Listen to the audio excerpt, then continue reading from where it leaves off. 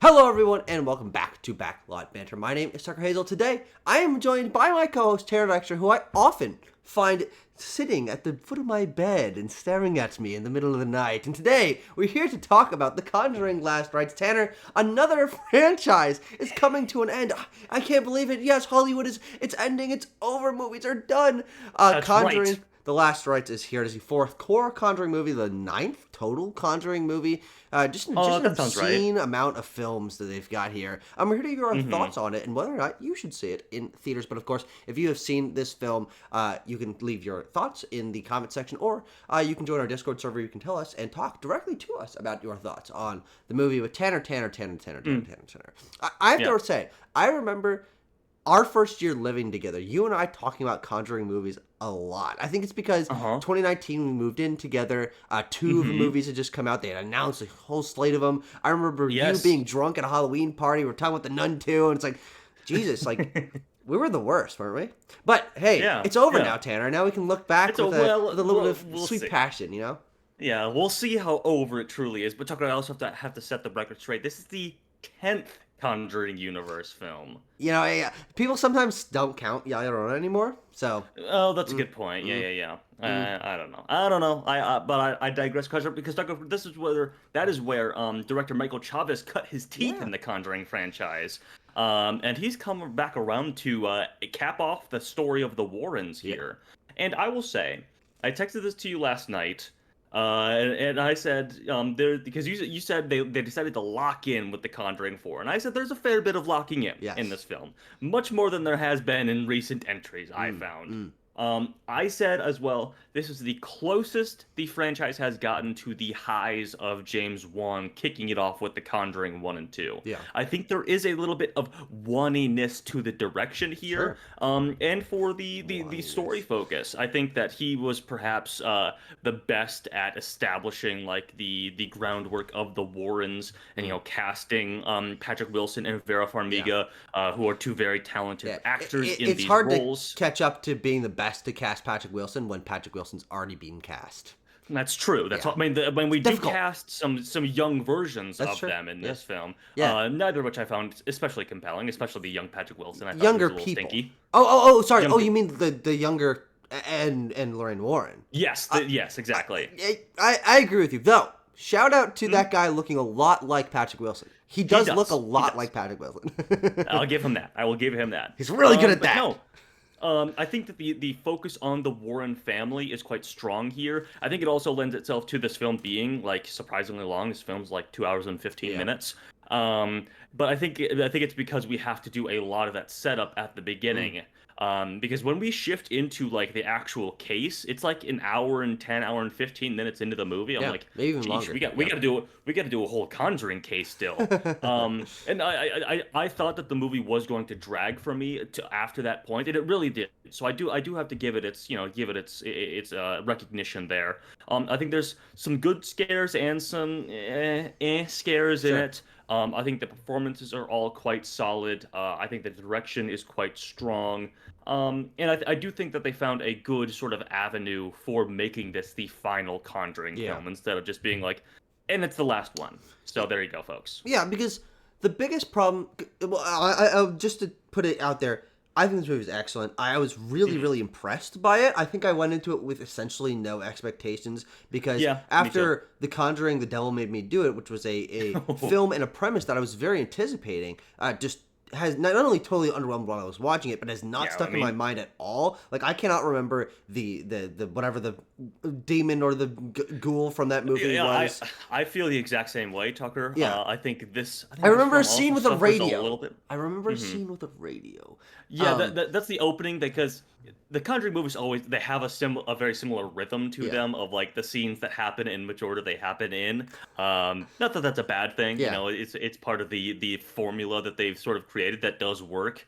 Sometimes more, sometimes less. But sorry, continue. Yes, but I really do like this movie. I think my low expectations helped, and also just remembering how I felt about The Nun 2 and about Conjuring Devil Made Me Do It especially, I was expecting this to be very much in a similar vein, but I really do think that Michael Chaves, as the director, has really stepped up his game here. I think that the camera movements and the lighting are exceptional. I think the sound design is really, really good. I think there are a lot of really good moments of disturbing imagery. I have to say, I think part of my theatrical experience being so much more positive than it seems like other critics are is I had someone sitting right next to me, this random woman, who was shrieking, Tanner, shrieking at the scares, like full on like horror movie scream queen. Yeah, like, and I was sitting there going, God, this is so good. It never happens to me. It never happens to me watching horror movies, because usually, in the grand scheme of things, I'm usually sat next to you and we're like, like it doesn't get much out of us. But I'll get a jolt from a jump scare every so often. Yeah, exactly. I'll flinch. My muscles will contract and detract very quickly. But that's the most that horror movies ever get out of me nowadays. Yeah.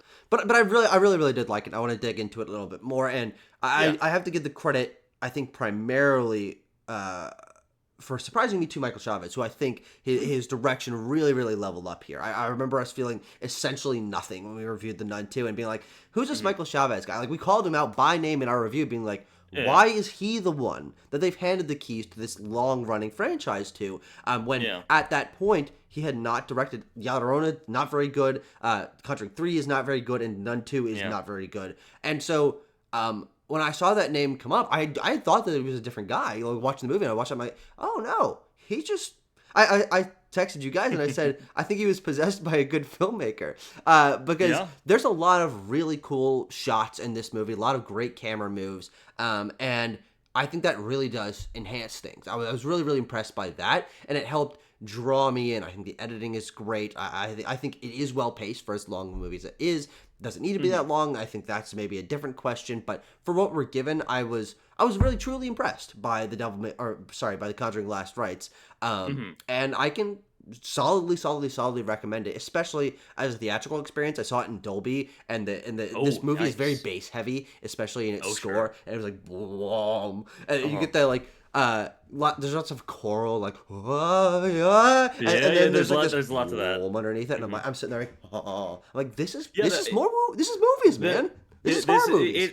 It's good. It's very atmospheric in that way, which I think really gets back to what worked about the first two Conjuring films, is that one really crafted an atmosphere, two different atmospheres, I would say, especially with that. This one, it sort of pitches itself right down the middle. Like, it doesn't have as distinct of a flavor, I think, as either of those two films, but it's very competently made still. Yeah. So I do want to underline that as well. So Duggar, you want to start with the Warrens, or you want to start with like the case, what they're investigating here? I think the case is better to start with because it'll be quicker. Sure. The case is at setup. I think it's very strong. I think as it goes through, I think the way it comes together is one of the lesser fulfilling elements of the plot. But how do you feel about it? Yeah, I think it's okay. I mean, obviously we mentioned The Devil Made Me Do It, which has like a killer sort of logline premise, but does absolutely nothing with it in execution. This one has a very generic logline. This is the most scary case they ever felt. There was a demon there that they never faced before. Well, actually, I'm not sure they had faced before. This is my thing, Tucker, is that at the end of the day, you know, it's a family in fucking Pittsburgh. Guess what? They bought a haunted mirror. Okay, okay, sure, haunted mirror, fine. But then as it comes to pass, the demon in the mirror is just the same as the Annabelle demon, apparently. Like, what do you make of that? Well, let's be real. I think this movie, and it being a quote-unquote culmination for the franchise, that is more on the Warren narrative side, which I think, as I'm going to talk about, is actually a strong element of this movie. But it also does feel the need to very lightly, not too much, but touch on these guys. Don't remember that the other things happened in this series. Let's go into the fucking scary room a couple times. I mean, let's show Annabelle a couple times. And I'm like, why? Like narratively or like lore wise, I'm like, what the fuck are you talking about? What? Yeah, there's a lot of lingering shots on Annabelle for sure, because I think that it's almost like the filmmakers felt the need to remind people, like, hey, remember Annabelle? Like that was like a huge deal like Yeah, 10 years yeah, ago when we started this shit. Like Annabelle, that was us, remember? yeah. And then they milked Just Annabelle for fucking 6 years, and she was bled dry, bruh. exactly. But no, I found it a little bit, passe, a little bit Yeah, weak that they're just like, what? It's the Annabelle demon because the Annabelle demon had like imprinted on Judy Warren, the daughter of Ed and Lorraine. yeah. And we get that in a sort of like flashback, prequel sort of their first case. In Mm, juxtaposition to their last case at the very beginning of this film, yeah, how this demon sort of imprinted on Judy and ultimately did all of this stuff to get Judy back and possess her at the yeah. end of this film because I think that stuff really works. But yeah, the steps on how to get there, the intervening steps, I was like, it's just Annabelle again? Well, Like really? because it's not necessarily clear. It's especially not clear Yeah. from that opening scene, which I think is pretty good. The idea of being like possessed while you're giving birth and like the lights Yeah. shutting down. I'm like, whoa, this is like a This is pretty good setting stuff. for a horror sequence I've never seen before. But nothing in that opening sequence indicates that is that same demon. And is there a name for it? I'm not. Who's I to haven't say? checked in on Conjuring lore in a long time, but Right. You got to check the and so Conjuring wiki. when the Warrens show up at this house, and again, I Mhm. want to talk about. I think the establishing of this concept is pretty solid. They show up at this house. They show up and immediately like, whoom, oh, this is different. This shit hits different, bruh. Yeah. And then Lorraine has a fucking acid trip caused by a demon, and then she's like Yep. immediately like, boing! I know exactly what happened. It was this dad, and he killed the wife and Yes. the mother, I wanna touch and this then stuff, too. simultaneously Judy is like seeing Annabelle shit, and I'm like, I'm doing a little long division in my head. I'm like, huh? What do Yeah. you mean? Why are there it- these it- layers to it?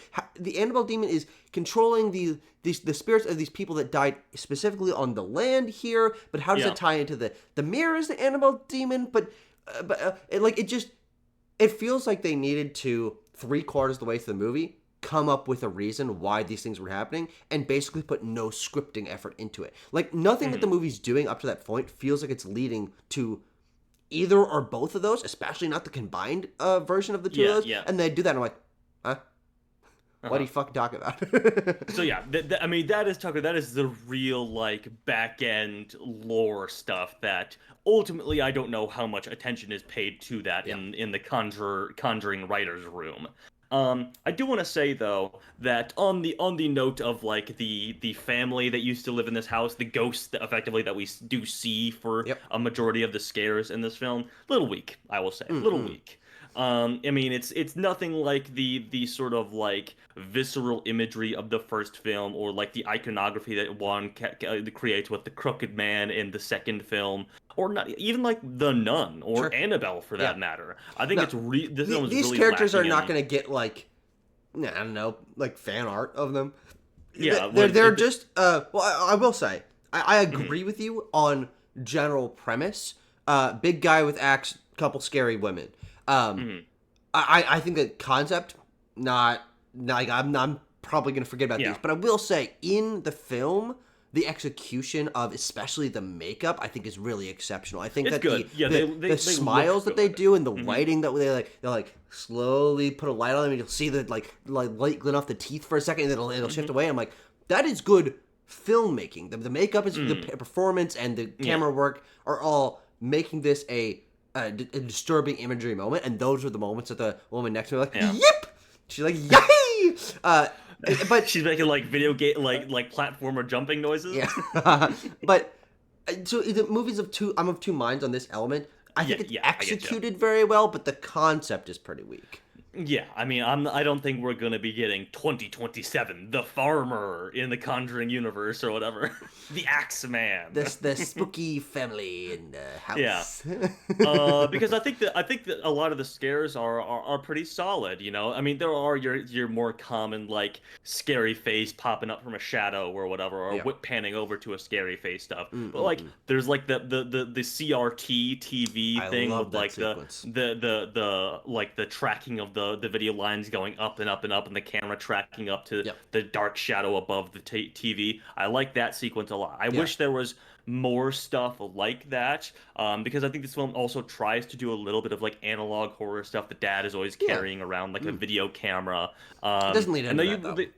no, it really only uses it for that one sequence, which again I really really liked. Yeah. There's also, I should mention, towards the very end of this film, Big Annabelle. We get Big Annabelle. I love Big Annabelle. Oh, you actually did like it? I like Big Annabelle. I was like, this is goofy, but at the same time, I was like, it's pretty good. It's Big Annabelle. I don't really feel any way about it. I was like, Yeah. that was the moment where it was the hammiest to me. I'm like, really? What the fuck? This is the thing, though. I think Juan is hammy in a certain way, Sure. so that's why I kind of liked them harkening back to that. The place where I really got the Juan stuff was when Judy's boyfriend, who I think we should talk about a little bit on how Tony! successful of a character Tony, sorry, thank you. How successful a character Tony is Yeah. when he runs out of the house to go get the car to move the mirror, and they have parked maybe 4 or 5 miles away apparently for some reason. And he can't get the car started, and he's Well, like, and then Tanner, he decides to, like, let's read a little bit into the lore in the Yeah. writers' room, right? We've been talking a lot Yeah, about okay. that. Mhm. This is a very close knit neighborhood. A lot of people Yeah. live there. They're always talking to one another. There's a lot of neighbors. Also, it is a mining town or a factory town. That's a Steel coal town. plant. Yeah, it's It's Pittsburgh, It's yeah. Pittsburgh Steel. Whatever. I watched The Brutalist. Yeah. But there's a giant factory looming in the background, and so I'm just Yeah. thinking like, okay, they don't necessarily have garages. It's not the time period's not Yeah. quite right for that yet. There's just a lot of cars, and so that's why they park so far away. Tanner, I it's see, really about okay. the world building of this town. Yeah, that's a good point. So anyway, Tony decides to whip a couple donuts while before he's driving Jesus around. I was Christ. like, which direction are you going, dude? Then pick a direction here. That whip the car out. That's a pretty sick. Pretty sick move, though. Car turn though. Yeah, Yeah. I want to do that. One day. Then he sees the scary lady in the road and he crashes into a fence. He's or like, whatever. what the hell? Yeah, what the hell was that? But then this is the one shot that I was setting up for. If we like a bird's eye view of the house, and then Tanner's going. I'm digging this. I'm digging this. Yeah, and then it's we great. like smash through the back door. Like I'm like, that is some James Wan Conjuring 2 shit. The shit that really makes me love. It's his some stuff. Raimi shit. Like this is Yeah, like yeah. that's a shot, and I also want to talk about the sequence that really drawed me in. I love that shot as well. But is that sequence we were talking about earlier with the VHS? But it's not only that. It is this 7 or 8 minute block where the father gets possessed. And he starts floating, and he's like, there's so much sweat, and he like sees this woman like on top of him, but it's only seen in the mirror. I'm like, okay, all right, there's some really good effects, like the performance of this guy and the makeup effects of the sweat is like really, really like powerful and scary. And then we keep intercutting between that and this VHS sequence where she's trying to rewind for the perfect frame. Yeah, she's trying to hit it. Tanner, they don't do it like. In any one of these sequences where it's supposed to be a slow buildup of tension, usually you'll get like 2 or 3 like fake out little moments where in this case she fails to pause on the right frame, but and then it's like 4 or 5, and so like the nerves are building. Like I know exactly what's going to happen, but they won't let it land. And then she gets chased by the giant guy with the axe, which like I think the first time you see him, or maybe it's the second. So And like he's slamming the axe down, and the sound is like shaking me in my Dolby seat. And I like both of these. I think they're excellent. I like the fact that they're both stitched together. But then it's like, all right, this shit is real. Like we're like the family's like, okay, we know for sure now. And then we can't live like this. Then hard cut to an amazingly edited newsreel sequence with like headlines going by and like people being interviewed on TV and you got the fucking Larry King show and like all this shit like and the news is pulling up to their house and there's like old TV announcer voice over it. And it's like I'm like, whoa. Like, I was just This is sitting there good like, stuff. Yeah. movies are dreams that you never forget. Thank you, Michael Chaves. Like, Uh-huh. I loved that sequence. That And was that good was the stuff. moment, frankly, I sent you my first text of, Mhm. what the hell they locked in. I sent that halfway through the movie when that sequence happened. Oh, sure. Okay. Because I was Okay. like, for my money, again, having not seen Conjuring 2 in a long time, that's Yeah. one of the strongest filmmaking sequences I've seen in a horror movie in a while, especially like a franchise horror movie like this. Like, I was expecting Nun 2 slop, right? Yeah. And then I got that. I'm too. like, okay, you got this VHS sequence, you got this floating, and then they just boom, they lock in. And then you get the really cool sequence with the father going and like having to hang himself and all this stuff. Yeah, Like, yeah. there's a lot of good stuff.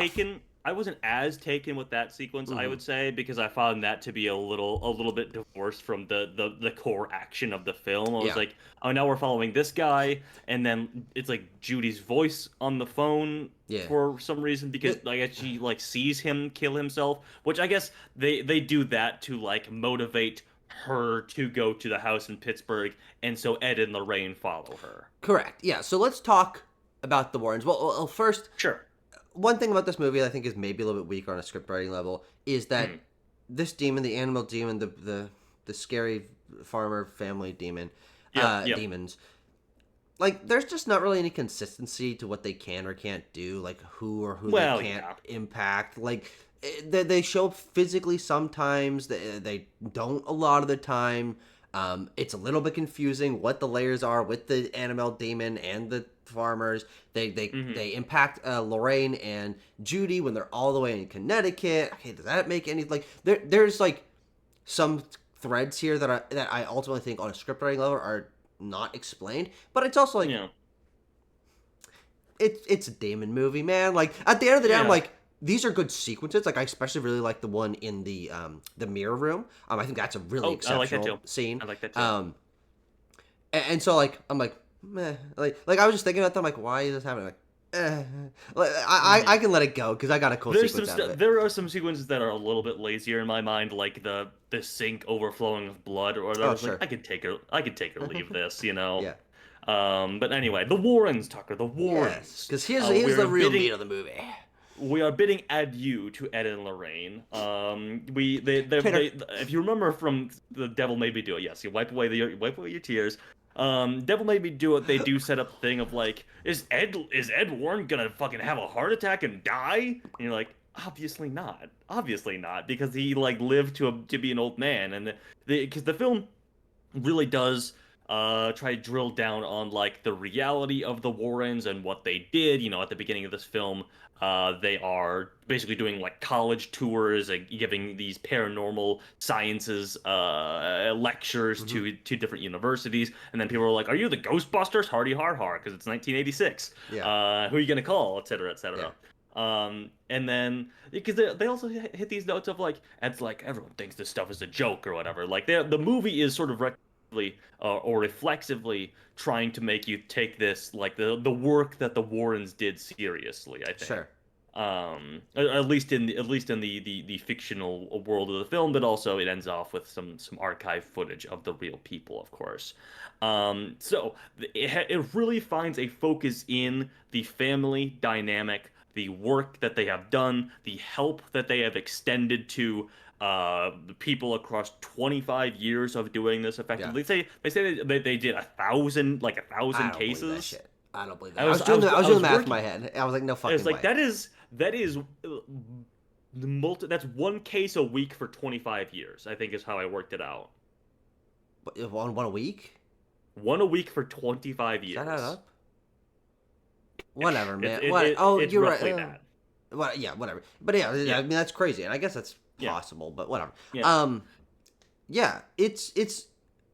I think this is why, on top of the direction that I think is improved here, this is why I think this movie works so much more for me. Is unlike many horror movies, and frankly many Conjuring movies, this one feels like on a narrative thrust for a core group of characters, it has a different purpose. These characters are, they don't. It's a pull you back in for one last job movie, which is a trope, but in the context of paranormal investigators, you don't see happen that often, and especially in the context of a series where we've seen them go to many cases. I like the fact that this is a closing chapter and that we make them more actively parents in this movie. They've incidentally been parents in previous movies. You have Annabelle Comes Home that focuses on a younger Judy Warren. But the family dynamic here of them being worried about their daughter, worried about Ed's health, worried about what this means for their future,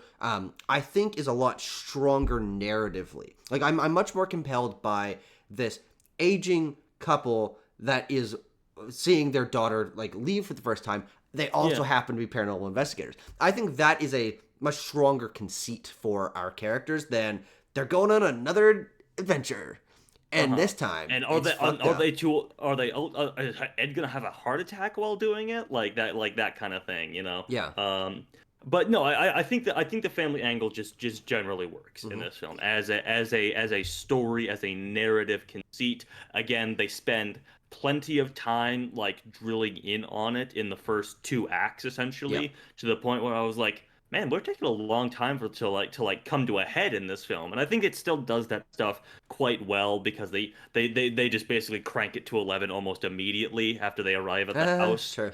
But yeah, I think all this stuff works. I think the performances are quite strong. I've always been a fan of Farmiga and Wilson's performances in these films. I think they're both very strong here again. Like, no sort of ticks against the film from this angle, I would say. Yeah. I even think because this, I mean, obviously the actress for adult Judy Warren is new to the franchise, correct? And I checked last night. It's like her second movie, and the other one's like some fucking streaming slop. But she's in The Lost Pirate Kingdom from a couple years ago, of course. Man, but no, Mia Tomlinson does good work here as she's well. Great. She's so instantly likable, and I think that's the thing that really sells you on her, because Ed and Lorraine Warren are interesting characters in the role they serve, and I think the performances are good. But introducing a instantly likable protagonist where you're immediately like, she's got this energy to her, that's something very different for The Conjuring. And watching her use that sort of naive energy to give a little bit of spark back to her parents to help out this family. Of course, there's the tie-in of like, oh, she's being like compelled back by the fucking spirit, whatever. By the Annabelle demon. Yes, we've already talked about that. But I think she is another one of the elements that adds a lot to this movie and makes it feel very distinct from previous Conjuring movies and / or other movies in this vein. Having a young woman who is just getting married, who is fresh-faced to all of this. She has these sort of paranormal senses that her mother has, but she hasn't really learned how to deal with them. But she wants to help others because she's just learning that she has the power to. I like that. It's all about like embracing the gift that she has, essentially, and that's the big ultimate thing that defeats the demon at the end is the don't block it out anymore kind of thing. Yeah. To that point, I will say one of the parts of the movie that I didn't like as much was the insistence on this fucking pocket nursery rhyme that Judy ends up saying so many times. I end up getting annoyed by it. It's a long poem. It is repetitive, and it is not like. I think I maybe would have liked it more if it was like a little sing-songy or something like that. That would have, but it ends up just being like her just muttering like phrases for like half of the movie. Well, it is established to be a creepy thing for her to say when she is possessed. But it's not that creepy. It's not that creepy. I mean, I think they mean it to be when she's like, hunched in the corner next to the rocking chair or whatever. I was like, okay, well, this is what this is for. Very much similar to like, there are just things that you see set up after watching however many versions of this film, where you're like, well, that's gonna be a scary thing later. Obviously, the phone cord. I was like, well, that's obviously gonna be a scary thing later. That's what is interesting about this movie. I felt myself waffling on it as I was watching it, but I think ultimately it comes down to positive is this movie is very good at immediately letting you understand where the tension is going to build. I think the phone cord is one of those where it like going into the back and it's like, oh, okay, it's fake out, it's the kids. I'm like, obviously immediately I see the phone cord stretch. I'm like, a demon's going to pull that goddamn cord. Or the or the shot of the shot you were talking about, or the sequence you're talking about, where the sink overflows with blood, which I think is not the best, but it's well done in terms of the blood flowing out and stuff. Yeah, sure. Yeah. When that sequence starts, immediately Lorraine's watching the dishes. I'm like, something's gonna come out of that sink. Or the father shows up at the fucking church house, man, and you see that cord being pulled and it's unraveling, and I'm like, immediately, and then I think back to that sequence. I'm like, okay, they actually established the guy giant buffing, flight of stairs and the guy buffing and stuff point. like that, Too. and like that. The elements are set up. This movie is not subtle with it, but it establishes its Chekhov guns within its own sequence to where each sequence is a very long and drawn out setup to the payoff of the scare or the demon or someone dying or something like that. And I think that's just ultimately, it might feel like, okay, like it's pretty simple, but it's good filmmaking. And so I was always able to like get myself in the mood of like, when is shit gonna go wrong? Because they've really clearly established what the mechanics are of the sequence. Yeah, and like the mechanics of horror movies are something that are always, sometimes they're just quite dysfunctional and you can't really do anything about them. But also sometimes that they're just like, this is how you would do that sequence, and because I'm sure that functionally a lot of the scares in like a Conjuring 3 or a Nun 2 can feel like they're being set up in similar ways, but I think it's also just an earning of goodwill that totally with the story structure that he's laid out and the stuff that we're the stuff that we're laying out beforehand. I mean, like, for all the horror stuff that we've been mentioning, they have like a needle drop like ping pong tournament sequence in this movie. And to that same end, Tucker, who the fuck is the guy grilling?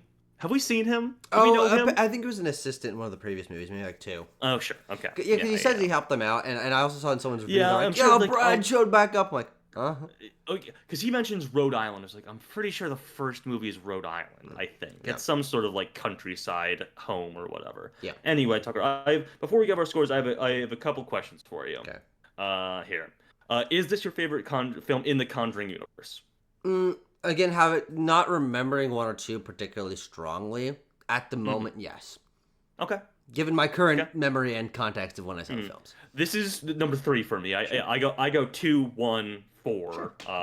For and then just a bunch of fucking stuff. 2, 1, last rites or whatever, and then who cares? I mean, it's kind of a steep drop off from me for there. Also, there's a second question for you. Do you think this is the last time that they delve into the Conjuring universe well? Or are we getting another Nun movie? Are we getting another Annabelle movie? What are we doing here? Yeah, do you think? I don't think there's really any reason really to stop. I mean, I guess sure, but the interesting thing about the Conjuring universe is, though it's tied down to the real life cases of Ed and Lorraine Warren, they can kind of do whatever they want, especially now that it's established. And what I think is obviously what you're supposed to think is that Tony and Judy could take this on their own and be like a new set of younger Warrens, which I'd be fine with. I think that they're fine enough, but I'm not especially taken with them. I mean, they are no Patrick Wilson and Vera Farmiga. I will say that in terms of gravitas or screen presence. But yeah, I certainly think so, especially because this film is I don't know if you've heard it all, Tucker. This film was tracking to do very, very well for them, for Warner Brothers. Yeah. So I think that they will probably be hunting down a new avenue to continue The Conjuring on some level. But again, I just can't believe we've gotten 10 of these movies and not a single one about the fucking suit of samurai armor in that room. Oh, sure. What the fuck are we doing? You show us the samurai armor in every single goddamn movie. We go to the haunted stuff room, and I'm like, do the samurai armor movie. Are you fucking crazy? Obviously, I want to see Ed in the Rain like go to Tokyo or whatever. Obviously, I want to see that. Yeah, that'd be crazy. Anyway, yeah. There's also like I think there's 2 suits of armor in there. I want to Scooby-Doo this shit. Show me a haunted night in Scotland or whatever. I want to do that. That would be awesome. There's also like a mounted deer head. I was like, what does the deer ghost look like? What's the deal with that thing?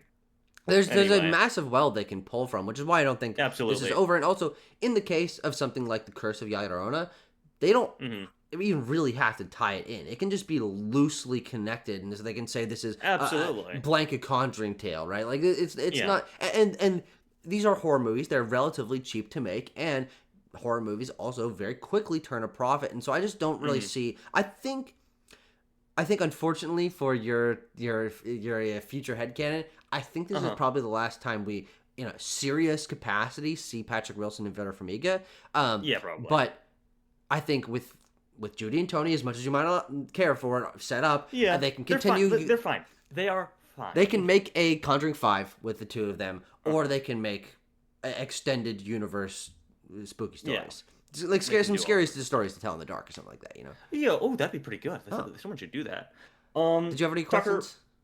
That's about it. Okay. I also just wanted to lead into my armor thing. I didn't do that movie. I mean, if I got in the room with James Wan, Warner Brothers, New Line, anybody, I'm like, why do you show us the samurai armor? Do the samurai movie. It's fucking cool, man. Yeah. Anyway, Tucker, 6.5 for The Conjuring: Last Rites. There, I will go 8.3 out of 10. There you go. I was surprised by it. I thought it was excellent. I was truly immersed for a lot of it, and I think it really exceeded my expectations in many ways.